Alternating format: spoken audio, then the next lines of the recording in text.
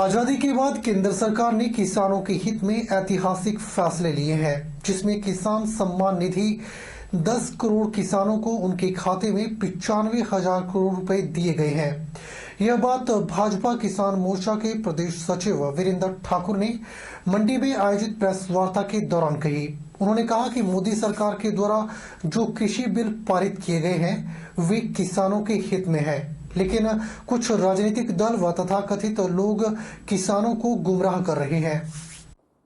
भाजपा किसान मोर्चा के प्रदेश सचिव वीरेंद्र ठाकुर ने मंडी में आयोजित प्रेस वार्ता के दौरान कहा कि मोदी सरकार के द्वारा जो कृषि बिल पारित किए गए हैं वे किसानों के हित में है, लेकिन कुछ राजनीतिक दल व तथाकथित लोग किसानों को गुमराह कर रहे हैं।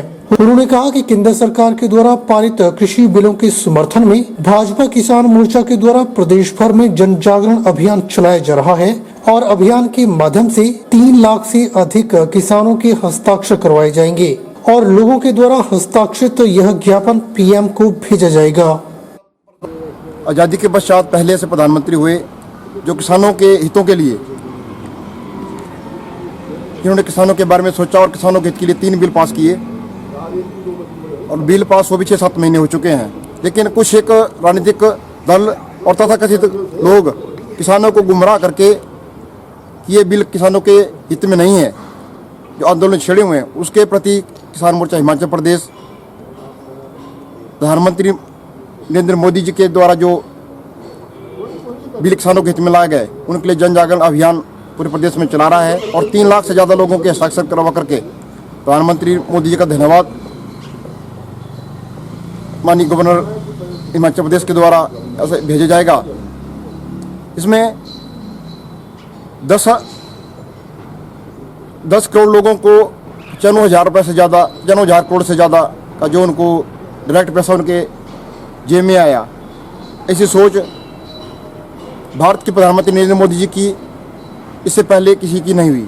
औद्योगिक क्षेत्र बद्दी के तहत सन सिटी रोड पर बाल्दी नदी में बीती 15 दिसंबर को हादसे का शिकार हुए प्रवासी युवक का शव पीबीएमबी नंगल डैम के गोताखोरों की टीम ने बाहर निकाला। 1 घंटे की मशक्कत के बाद लगभग 20 फीट से गहरे पानी से 5 गोताखोरों की टीम ने शव को बाहर निकाला। बीती रात 15 दिसंबर को कंपनी में पावर कट होने के कारण विवेक निवासी संबल यूपी सन सिटी रोड पर अपने दोस्त के साथ आया था और बाल्द नदी के गहरे पानी में हादसे का शिकार हो गया।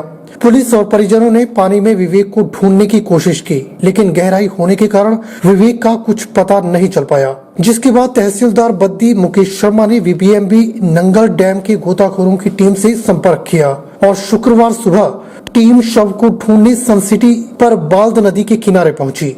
Senior diver Birbal Singh, Shiv Kumar, Hemraj, helper Jagtar और कमला प्रसाद की टीम ने 1 घंटे की मशक्कत के बाद युवक का शव बाहर निकाला। जिस समय विवेक के साथ यह हादसा हुआ उस समय वह शराब के नशे में था।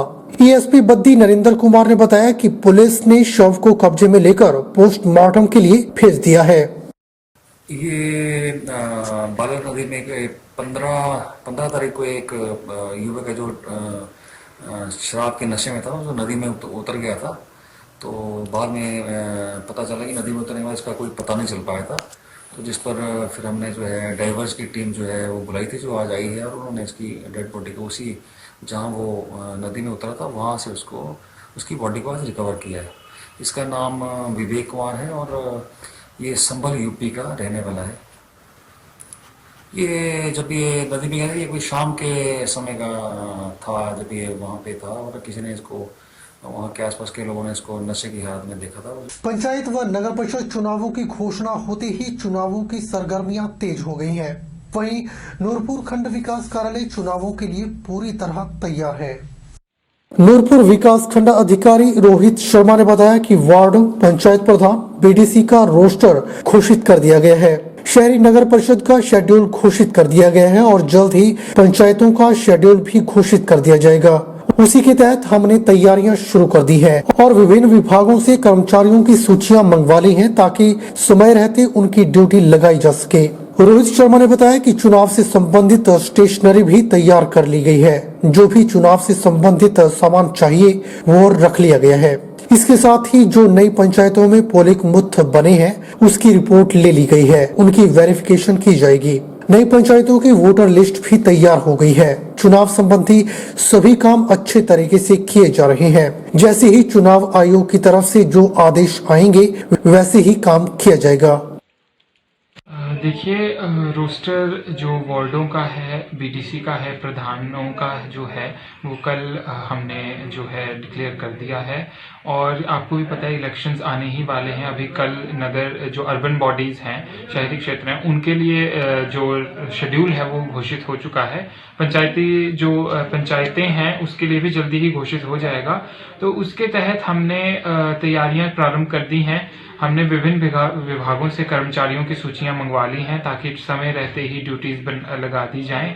साथ ही साथ जो स्टेशनरीज और इक्विपमेंट्स हैं जो हमारे पास अवेलेबल हैं उनका भी रखरखाव कर लिया गया है। साथ ही हमें जो एंटिसिपेटेड है कि जो आएगा आगे इक्विपमेंट्स, उसके लिए भी तैयारियां कंप्लीटली कर ली हैं।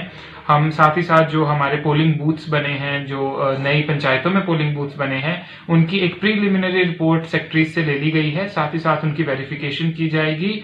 आज 18 को जो है हमारी 5 जो नई पंचायतें बनी हैं उनकी वोटर लिस्ट भी फाइनल हो जाएगी। तो सब काम स्मूथली चला हुआ है। अब जैसे ही जो हमारा स्टेट इलेक्शन कमीशन है वहां से निर्देश आते हैं और जो हमारा शेड्यूल आता है उसके हिसाब से जल्दी कार्य प्रारंभ कर दिया जाएगा। इस बार कोरोना महामारी के चलते मंडी में क्रिसमस का पर्व नहीं मनाया जाएगा ताकि कोरोना के संक्रमण को फैलने से रोका जा सके। पास्टर सनी ने जानकारी देते हुए बताया कि हालांकि क्रिसमस का आयोजन नहीं किया जाएगा, लेकिन हिमाचल चिल्ड्रन होम के द्वारा गरीब व बेसहारा बच्चों को कंबल बांटे जाएंगे। बहुत दुख के साथ बोलना पड़ रहा है कि इस बार हम लोग मंडी में क्रिसमस नहीं मना रहे हैं, लेकिन खुशी इस बात की है कि बहुत सारे संक्रमण को फैलने से हम लोग रोकने में सामर्थ्य होंगे, क्योंकि इस बार हम पिछले साल की तरह क्रिसमस मंडी में नहीं मना रहे हैं। उत्सव तो हमारे दिन में, हमारे जीवन में आते ही रहते हैं, लेकिन क्रिसमस का अवसर जो है, मेरा यह विश्वास है कि हमारे जीवन में हर रोज क्रिसमस होना चाहिए। क्राइस्ट का जन्म, उसका जन्म हमारे जीवन से हर रोज होना चाहिए। तो आप सबको क्रिसमस की बहुत बहुत शुभकामनाएं एडवांस में ही दे देता हूं, क्योंकि इस बार हम पिछले साल की तरह गांधी भवन में नहीं मनाएंगे, लेकिन हमने निर्णय किया है कि हमारे हिमाचल चिल्ड्रन होम लगभग 60 बच्चों को कुछ कंबल वगैरह, गिफ्ट वगैरह बांटेंगे जरूर। इस ठंड में जो ठिठुर रहे हैं, जो नंगे पैर चल रहे हैं, उनके लिए कुछ समाज सेवा का काम जरूर करेंगे।